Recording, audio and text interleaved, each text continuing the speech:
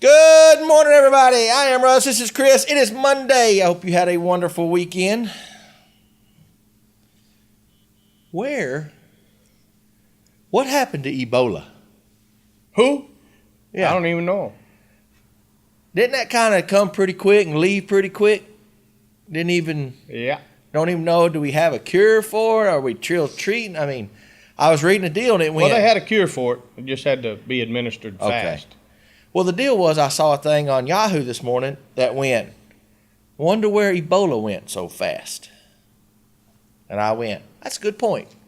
Because remember, it was like the world is about to end. Well, when blood starts coming out of your orifices, it's going to be in the news. I know, but why is it not? They already got it contained. It's already. Well, there's only two confirmed cases that came over here, and then they were I think it was two, and then they were in proximity of everybody else, and they were afraid they would have it, and when they didn't, it ended.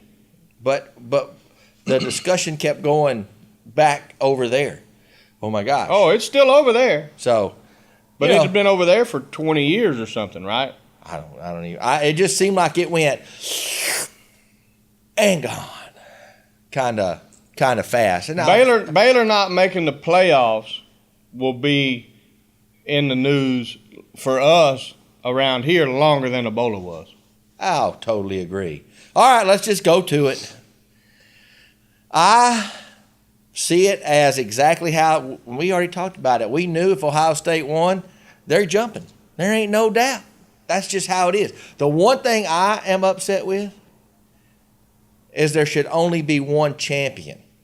Baylor beat TCU, and trust me, I didn't go to TCU and I didn't go to Baylor. Right. But as a football connoisseur of the game, Baylor should have won. As a guy who's played sports all of his life, in any conference, league, whatever, head-to-head is the very first tiebreaker, and that's what it should have been. If they can get that at Riverbend during our softball league, there you go. Then the Big 12 should be able to get it. I'll never understand it, but they're saying, I don't know how true it is, if they would have put Baylor as the conference champion, they might have got that number 4 spot. They might. That's right. I don't know how true that is. Maybe. Yeah, you're right. There's a better chance if they would have been the champion that they might have got in there. So I just know that Baylor stepped up and played the way they needed to play against all the top teams they played. They played down to the level of the others. I agree. But if Baylor does not have that week opening 3-game schedule, they're in there. Yeah, I'm going to have to agree with you there. If they had 1 or 2 tougher games in there. But they're screwed because that's okay. They're in contract with them, and they'll have to play them again this year, except for Lamar. They're going to replace that Lamar game, but anyway. Michigan State. Okay. Next game, Michigan State. I think they should get them. I think they should finish the year out 12-1, and I'm pretty excited about that. TCU has to play Mississippi State, and I think that could be a tough game for them. I agree. Now, if Baylor wins, do they end up number 3? Almost seems like you have to. Well, you would have to, because even though you're in the top 4, everybody but Florida State has a loss.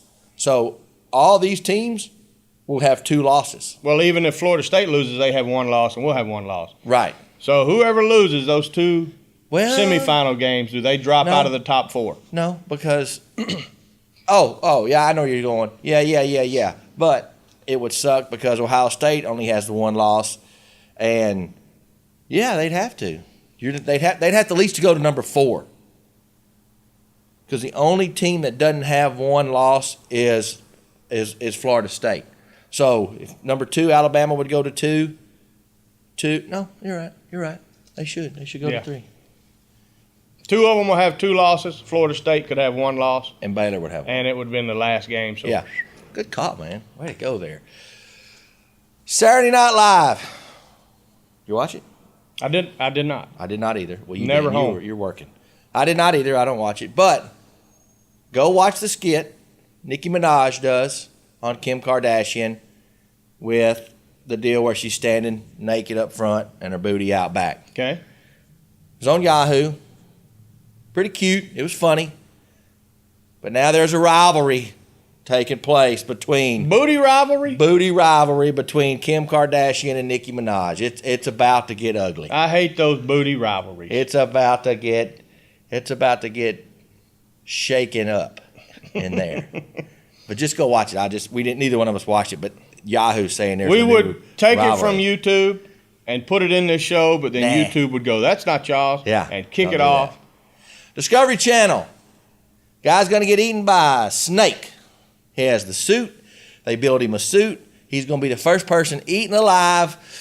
And the snake goes. They are all out in the Amazon, cameras everywhere, and the snake goes, Man, I ain't even hungry. I don't want to eat you. You too big. So now they're saying that's a bust. They're like, oh my gosh, the snake was supposed to eat him. He had everything built, and all it did was lick on him. Well, you got to think, what's that suit made out of? They probably don't eat a lot of plastic.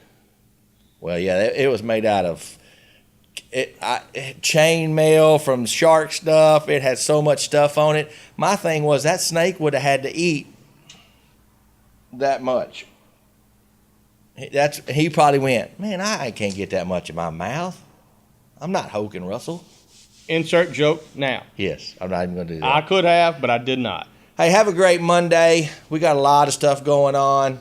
Got a pretty good week going on. Had a great shoot on Saturday. Hopefully we'll be able to shoot this weekend. Big shout out to all our zombies that got in the water. Woo. The cold water that hit the water. Good scene, though. Production value scene, good scene.